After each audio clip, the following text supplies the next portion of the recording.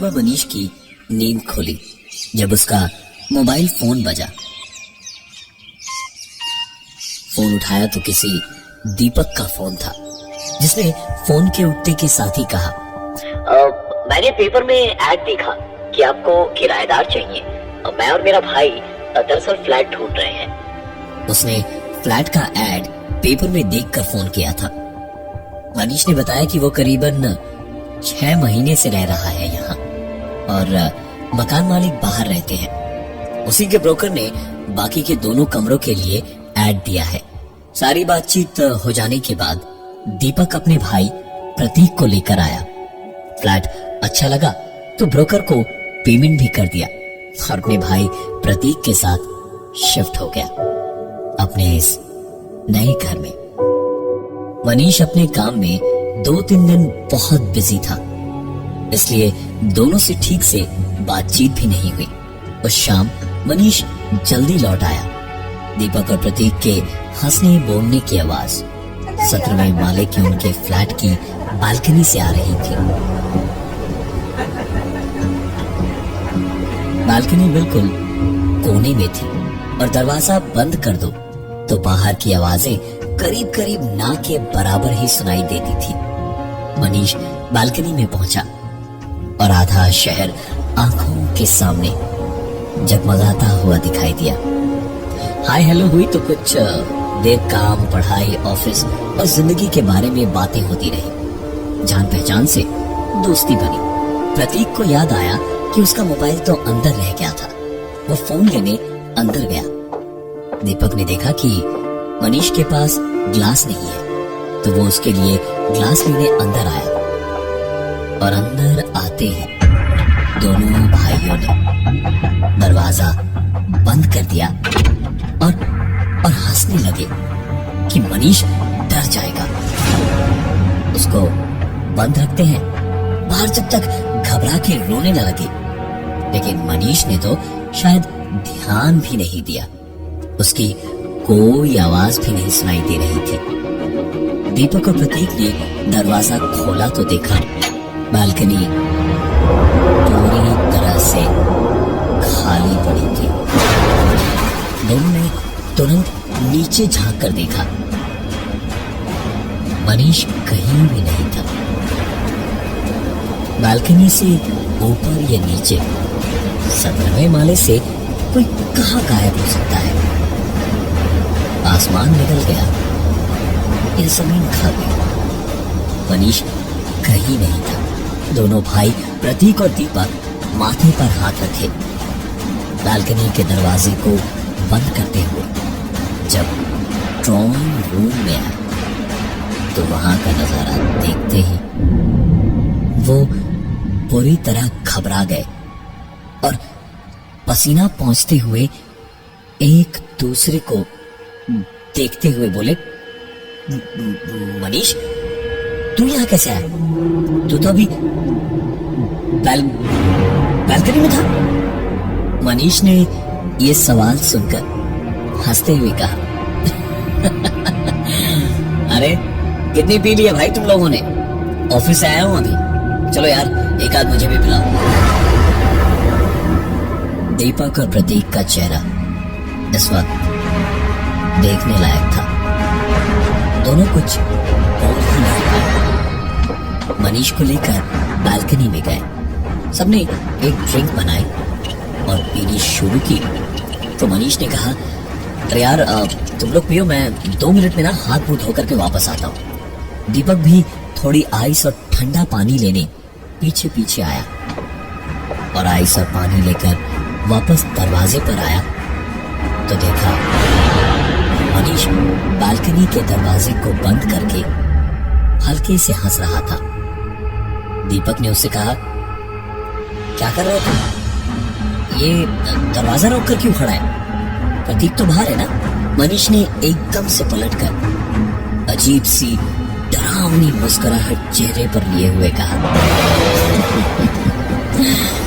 अभी जब तुम दोनों ने मुझे बंद कर दिया था तब तो बड़ी हंसी आ रही थी। अपना भाई बंद हुआ तो बहुत दिक्कत हो रही है।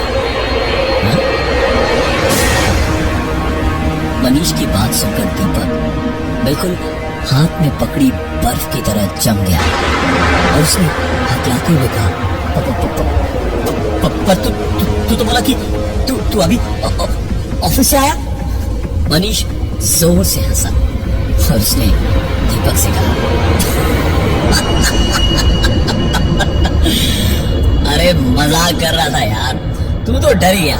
चल प्रतीक को बुला ले, अंदर ही बैठते हैं। प्रतीक को बालकनी से बुलाकर तीनों अंदर आ ही रहे थे जब पीछे से बालकनी का खुला दरवाजा अपने आप जोर की आवाज के साथ बंद हो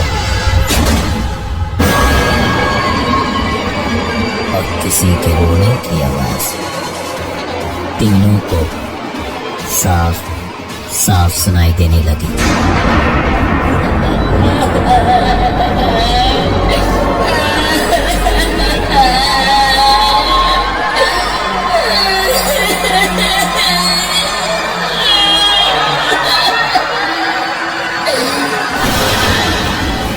दरवाजा धीरे से खोलकर बाहर झांका तो दिल में घबराहट भरी थी। पता नहीं क्या दिखेगा, लेकिन दरवाजा खोलते ही तीनों ने देखा बाहर कोई नहीं था। तीनों अंदर वापस आए। इसके बाद और कुछ नहीं हुआ। अगली सुबह मनीष जल्दी ऑफिस चला गया और शाम को लौटा तो दीपक और प्रतीक अपने कमरे में ही थे। मनीष फ्रेश होकर आया और दरवाजे से ही बोला, अरे तुम दोनों कभी तो कमरे से निकलो, तुम दोनों के अलावा भी लोग हैं दुनिया में। दोनों हंसे और वापस अपनी बातों में लग गए। मनीष नहा धोकर टीवी ऑन करके बैठा कि सुकून से थोड़ा टीवी देखेगा और उसके बाद खाना खाकर सो जाएगा। टीवी पे कुछ अच्छा नहीं दिखा तो गाने ही चलाकर बैठ गया। बैठे बैठे गाना सुनते सुनते अचानक टीवी पर आता गाना रुक गया और मनीष का सोफा जोर जोर से हिला और किसी ने सोफे को पीछे घसीटा। मनीष हड़बड़ाकर सोफे से उछल के उठा और बोला, तुम दोनों भाई भी यार। लेकिन अपनी बात मनीष पूरी नहीं कर पाया क्योंकि पीछे कोई नहीं था।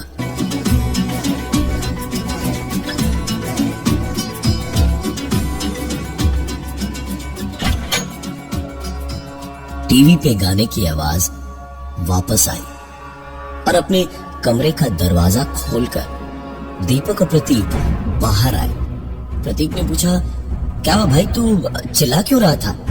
मनीष ने जब बताया कि उसे लगा जैसे सोफे को उन दोनों ने पीछे से खींचा है तो प्रतीक ने कहा, यार हम तो तेरे सामने ही निकले हैं, कहीं इस घर में कुछ गड़बड़ तो नहीं? मेरे ख्याल से ना तू सो जा, जागता रहेगा तो और परेशान होगा।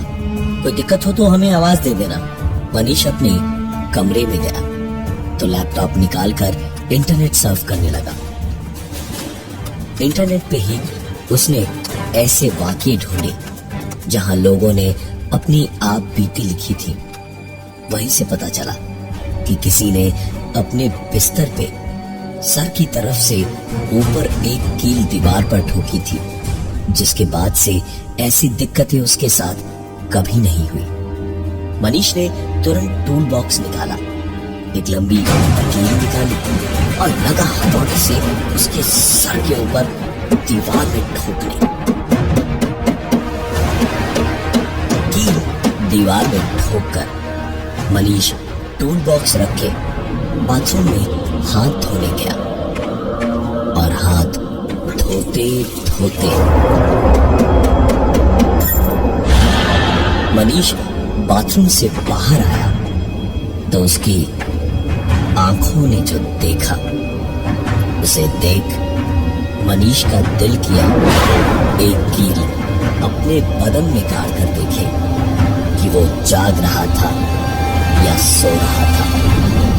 उसके सामने दीवार में ठोकी हुई उसकी वो कील जमीन पर पड़ी थी और दीवार से वो पूरी की पूरी ईंट ही निकली हुई थी और दीवार से ईंट निकली हुई थी।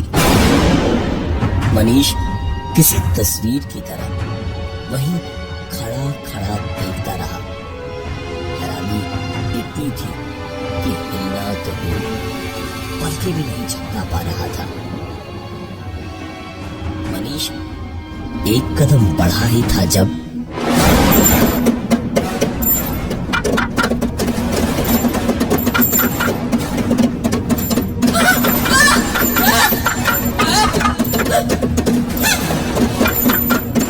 पूरे कमरे में दीवार में लगी हर एक कील जमीन पर निकल के गिरती जा रही थी।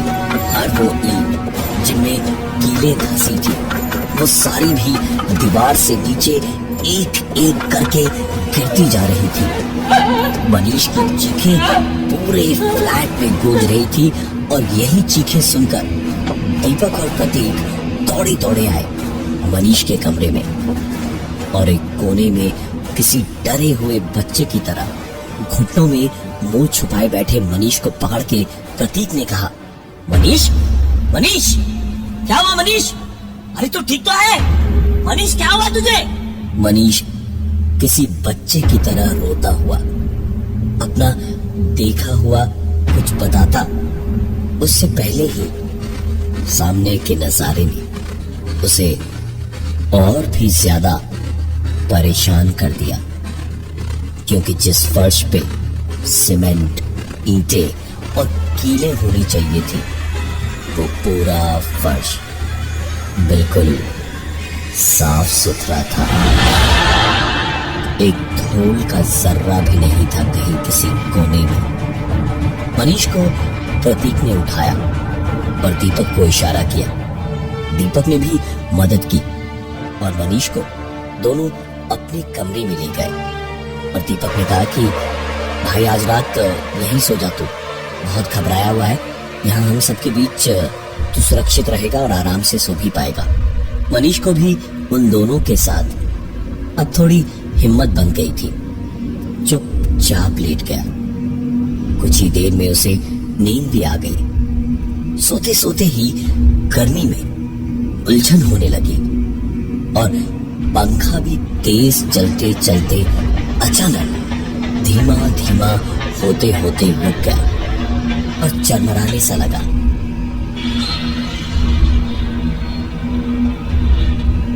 मनीष एकदम से उठा तो अंधेरी में उसके माथे से कुछ टकराया।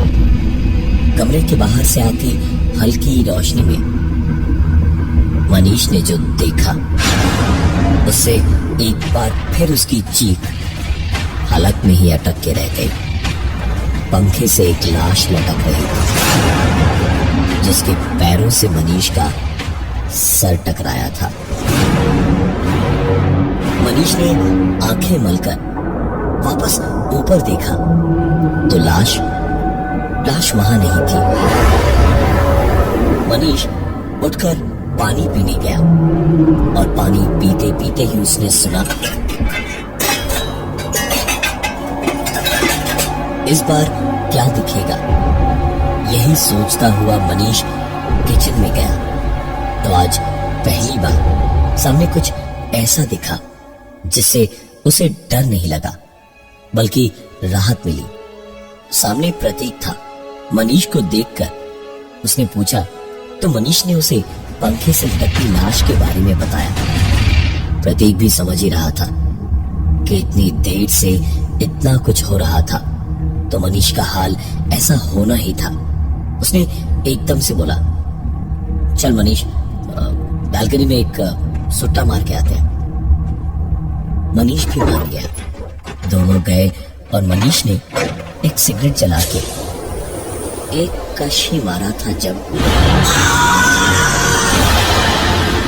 प्रतीक ने अचानक गर्दन से मनीष को पकड़ा और बालकनी से बाहर हवा में ऐसा लटका दिया जैसे कोई रोई का पुतला था मनीष।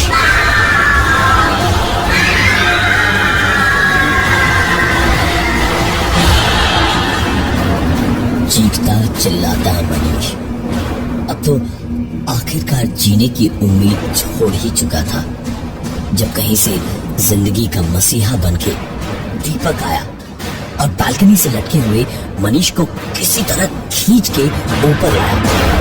मनीष से हांफते हुए घबराए हुए दीपक ने कहा, अरे भाई तू पागल हो गया क्या? यहाँ से लटक के मरना है? इतनी रात तू यहाँ क्या कर रहा है? मनीष गुस्से में उसी पर पलट के चिल्लाया, पागल मैं नहीं हूँ, पागल मेरा भाई प्रदीप है, उसने मुझे मारने की कोशिश की है, तुम्हारा भाई ये सब कर रहा है, उसने मुझे मारने की कोशिश की है, प्रतीक ने। दीपक इस बात पे बुरी तरह से बिफर पड़ा और गुस्से में दांत पीसते हुए उसने कहा, साले तू पागल ही हो गया है, ये देख प्रतीक सो रहा है वहां पर। एक बार फिर से चौंकने की बारी मनीष की ही थी, क्योंकि प्रतीक गहरी नींद में कमरे में सो रहा था। मनीष चुपचाप वहां से अपने कमरे में चला गया और उसने दरवाजे को बंद कर दिया। दीपक ने भी जब देखा कि किसी भी कमरे में सोए दिक्कतें कहीं भी हो सकती हैं, उसने भी कुछ कहा नहीं। मनीष अपने कमरे में जाके लेटा तो नजर दीवार पर उसी की लगाई उस कील पर गई। अभी तक हुए इतने सब हादसों से मनीष जैसे खुद से ही परेशान हो गया था। मन ही मन उसने खुद से कहा, जब से ये कील ठोकी है तभी से दिक्कतें शुरू हुई है, अभी निकाल के बाहर करता हूं इसे। मनीष ने प्लायर्स निकाले और कील निकालने को जैसे ही आगे बढ़ा तो एक आवाज गूंजी,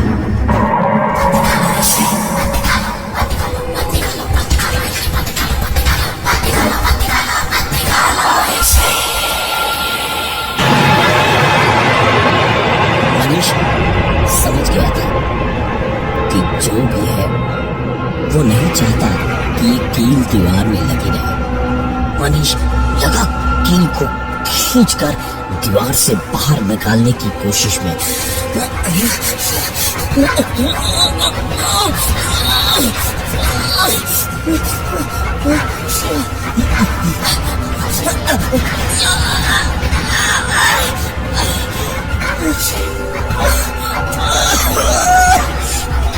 क्या हो रहा है मेरे साथ?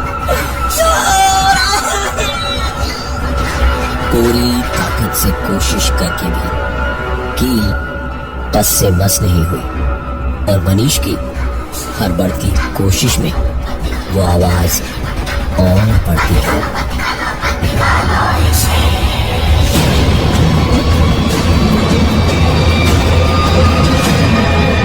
मनीष ने हार के हथौड़ी वापस उठाई और उसी से मार मार के अब कील निकालता वो, लेकिन पहला वार करते ही मत निकालो इसे खाना।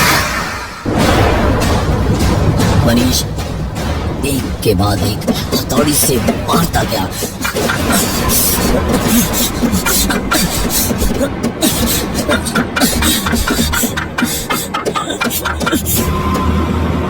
लेकिन वो कील नहीं निकली। मनीष थक हार के नीचे उतरा और बैठ गया। बैठे बैठे उसे अचानक कुछ शक हुआ। मनीष ने लैपटॉप ऑन किया और इंटरनेट पर छांटना शुरू किया। जैसे ही उसने दीपक और प्रतीक एक साथ लिखकर सर्च किया, उसकी आंखें रिपोर्ट पढ़ के फटी की फटी रह गई। अब मनीष को सब समझ आ रहा था। तो तेरे सामने ही निकले इसमें भी कुछ गड़बड़ तो नहीं चल मनीष? बैटरी में एक सोटा मार गया।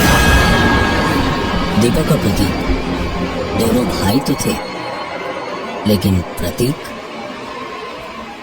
4 साल पहले मर चुका था।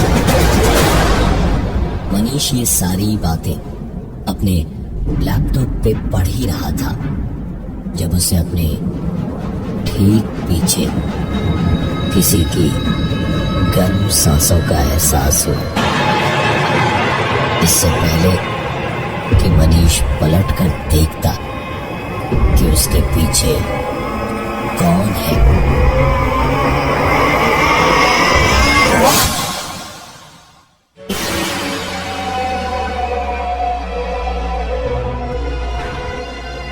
मनीष आज भी पुलिस फाइल्स में लापता है। रिपोर्ट्स के मुताबिक उस फ्लैट में सिर्फ 2 लड़के रहते थे, दीपक और मनीष। दीपक के खिलाफ कोई सबूत कहीं था ही नहीं,